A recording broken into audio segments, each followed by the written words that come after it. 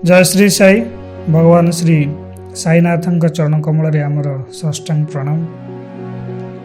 समस्त भक्तंकर सुख कामना प्रार्थना करी आमे आजिर कथावली को आसिबा।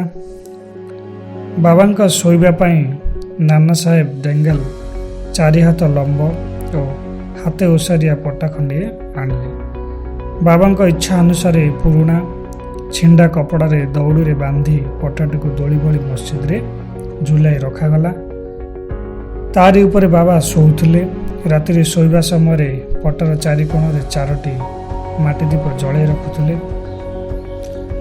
एडे अणओसारिया और चारिकोणर दीप जलुथिबा पट्टा उपरे बाबा किभली राति सारा शोउथिले तार चिंता करी समस्ते आश्चर्य हेउथिले। या छड़ा छिंडा पुराणा लुगार दौड़ी किभली बाबांकर ओजन संभाळुथिला ता मध्य विस्मयकर विषय थिला। बिना सीढ़ी रे एते ऊपर को झुलुथिबा पट्टा उपरे चढ़िबा मध्य सहज नथिला। एही सब देखिबार कौतूहल रे बहु लोक मस्जिद रे गुंड करुथिले और जगी रहुथिले।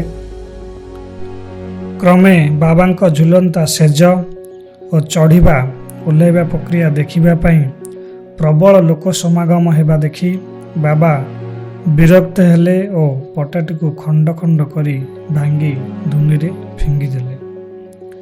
दोली को नहीं बाबांकर अद्भुत लीलार असल तात्पर्य निम्नलिखित मते विचार करा जाय पारे।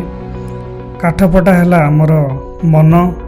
एहार लंब 4 हाथ अर्थात मन सबुबले धर्म अर्थ काम लोभ भली 4 प्रकार वासना रे आक्रांत। कामना बसरे मन संकुचित होइथाए। जेपरिक 4 हाथ पट्टार ओसार मात्र हाथे। तेबे वासना मुक्त संकीर्ण मन को ईश्वर को अर्पण कले से यही सबू मस्जिद अदृश्य आध्यात्मिक परिवेश रे दयामान रखती। सेथिपाई भगवान कामहीनता बंधन अर्थात छिंडा पुराणा कपड़ा रे दौड़ी व्यवहार करथांती। तापरे ईश्वर आमर सही मनर अज्ञानर प्रदीप जाली विश्राम नियंती। एहार अर्थ है समर्पित सचेतन मनरे परमेश्वर स्थिति स्वाभाविक। तेबे ईश्वर जे एभली अवरुद्ध चेतनार अर्थात अणओसारिया पट्टारे आराम करिपारिबे ए विषय अज्ञानी लोकंक संदेह हेबा स्वाभाविक। तेणु परमात्मा दोलीपट्टा अर्थात मन को नष्ट करती और ज्ञान रूपक अग्निर धुनी रे विसर्जन कर दियंती। मन को नष्ट करने अर्थ भावनाहीन अवस्था रे पहुँचवा। एहिभली विचित्र लीला मध्य बाबा मुक्तिर सहज मार्ग प्रदर्शन करथिले।